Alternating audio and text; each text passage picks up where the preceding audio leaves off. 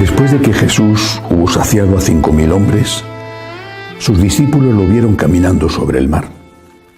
Al día siguiente, la gente que se había quedado al otro lado del mar notó que allí no había habido más que una barca y que Jesús no había embarcado con sus discípulos, sino que sus discípulos se habían marchado solos. Entretanto, unas barcas de Tiberíades llegaron cerca del sitio donde habían comido el pan después que el Señor había dado gracias. Cuando la gente vio que ni Jesús ni sus discípulos estaban allí, se embarcaron y fueron a Cafarnaúm en busca de Jesús. Al encontrarlo en la otra orilla del lago le preguntaron: «Maestro, ¿cuándo has venido aquí?» Jesús les contestó: en verdad os digo, me buscáis no porque habéis visto signos, sino porque comisteis pan hasta saciaros. Trabajad no por el alimento que perece, sino por el alimento que perdura para la vida eterna, el que os dará el Hijo del Hombre, pues a éste lo ha sellado el Padre Dios. Ellos le preguntaron: ¿y qué tenemos que hacer para realizar las obras de Dios? Respondió Jesús: la obra de Dios es esta, que creáis en el que Él ha enviado. Palabra del Señor. Gloria a ti, Señor Jesús. Tenemos que ponernos, hacer el esfuerzo por lo menos de ponernos en el corazón de Jesús, entrar en su sagrado corazón. Pongamos ejemplos. Eres una persona mayor, tienes hijos, tienes nietos, hombre o mujer, es igual. Vives solo quizá porque quieras vivir solo o porque no tengas más remedio, o por las circunstancias de tu familia estás en una residencia y allí, aparte de ahora la contingencia de la epidemia del virus, en la residencia estás dignamente tratado. Bueno, te has sacrificado toda tu vida, has hecho todos los esfuerzos posibles por tu familia. Y es tu orgullo, tu satisfacción, ver cómo tus hijos han prosperado, cómo tus nietos están creciendo sanos y con posibilidades de abrirse camino más adelante en la vida. Has hecho todo por tu familia porque quieres a tu familia, les has ayudado, pero estás solo. Tienes todavía un dinero en el banco, aún tienes unos ahorros aparte de tu pensión, logras vivir con dignidad y has mantenido todavía una economía que quedará para tu familia cuando tú no estés. Un apartamento valioso, quizá, lo que sea. Pero estás solo. Tu familia no viene a verte.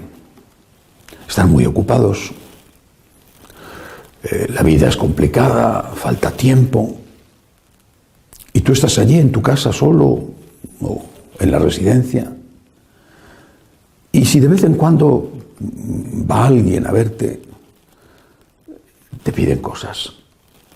Mira, papá, ¿sabes que estamos haciendo una reforma en la casa? Y a ver si nos podías dar algo de dinero porque andamos un poco justos, hemos tenido que pagar un curso de inglés al niño en un colegio costoso en Irlanda.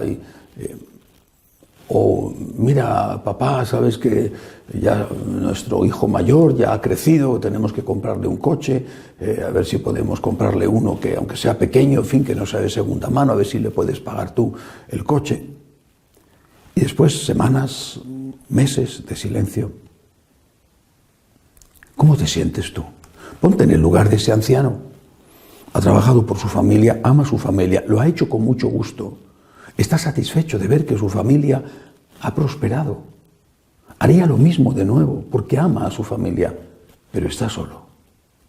Y como todavía tiene algo de lucidez, aunque sea anciano, sigue teniendo la mente despierta, se da cuenta de que su familia no le quiere. ¿Cómo se siente ese anciano? ¿Cómo te sentirías tú si estuvieras en lugar de ese anciano? Hace poco leía que los bomberos habían entrado en una casa donde estaban en la cama los dos ancianos muertos, abrazados el uno al otro, los dos debieron de morir, si no a la vez, a poca diferencia, los dos ancianos muertos abrazados en la cama. Y decía el que había encontrado los cuerpos, decía que ni siquiera los hijos, una vez que habían avisado, se habían interesado por sus padres. ¿Cómo te sentirías tú si estuvieras en ese lugar? Has hecho todo por tu familia, todo. Y tu familia no se acuerda de ti. Nada más que por si acaso pueden sacar todavía algo más, aún algo más. No les importas nada. Entremos en el Sagrado Corazón de Jesús, porque Él ha hecho mucho más por cada uno de nosotros que ese padre o esa mamá que ha sacrificado su vida por sus hijos. Ha hecho mucho más. Se ha hecho hombre. Nos ha enseñado su maravilloso mensaje. Ha subido a la cruz, ha muerto, ha resucitado. ¿Y qué es lo que nosotros le damos? ¿Quién entra en el corazón de Jesús? ¿Quién se pone en el lugar de Dios? Cuando hoy Jesús dice en el Evangelio estas palabras que son tan certeras como terribles: en verdad os digo, me buscáis no porque habéis visto signos, sino porque comisteis pan hasta saciaros. Y podía haber añadido el Señor, y queréis seguir comiendo gratis. Yo no os importo, nos dice Jesús. A ti yo no te importo. Seguramente a ti no te importa nadie más que tú mismo, o quizá te importan tus hijos, pero tus hijos harán contigo lo mismo que tú estás haciendo conmigo, es decir, ignorarte. Si no nos importa Jesús, si no nos dolemos con su dolor, si no le acompañamos, si no pensamos en Él, y en cambio le utilizamos porque tenemos fe efectivamente y sabemos que nos puede ayudar, lo mismo que el hijo sabe que su padre tiene unos ahorros todavía en el banco y acude a sacar hasta la última gota del limón estrujándole. Si no nos acercamos a Jesús para agradecer, para amar a quien tanto nos ha amado, ¿de qué sirve todo lo demás? ¿De qué sirve? Aquellos 10 leprosos el Señor les curó la lepra, pero no pudo porque ellos no quisieron curarles la peor de las lepras, que fue la de la ingratitud. A estos les dio de comer con aquel maravilloso milagro de la multiplicación de los panes y los peces.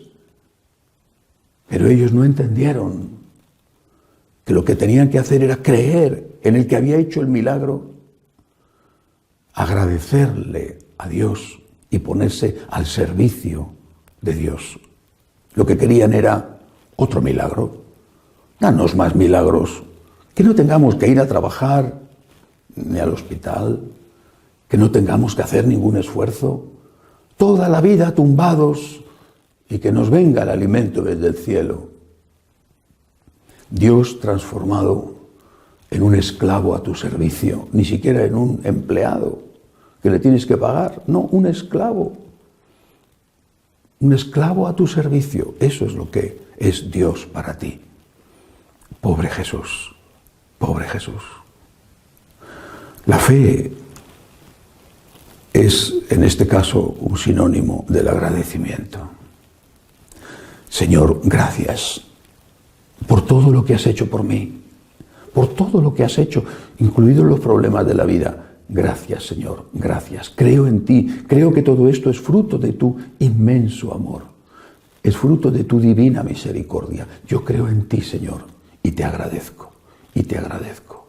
Y te agradezco con el corazón, y te agradezco o intento hacerlo con las obras, y cuando no lo hago bien, perdóname, Señor, que quiero seguir haciéndolo bien y quiero volver a empezar. Al menos así no haríamos sufrir más al Sagrado Corazón de Jesús. El papá en su casa, solo o en la residencia, Se encuentra con su hijo, con su nieto, que no viene a pedirle, viene a agradecerle, a hacerle compañía, a decirle que le quiere mucho, a darle un abrazo y un beso. Y es el papá el que le dirá, ¿no necesitas algo? Ya tienes 18 años, quizás te vendría bien tener un coche, aunque sea sencillo, en lugar de uno de segunda mano. Y es el papá el que le diría al hijo, oye, ¿no tenías pendiente de hacer la reforma de la casa? Mira, yo todavía tengo unos ahorros. Cuando uno agradece a Dios, seguramente que, como es tan poco frecuente, Dios se vuelve loco de alegría con aquel que se acerca a Él a darle las gracias y a ponerse a su servicio. Démosle gracias a Dios. No hagamos sufrir más al Sagrado Corazón. Que así sea.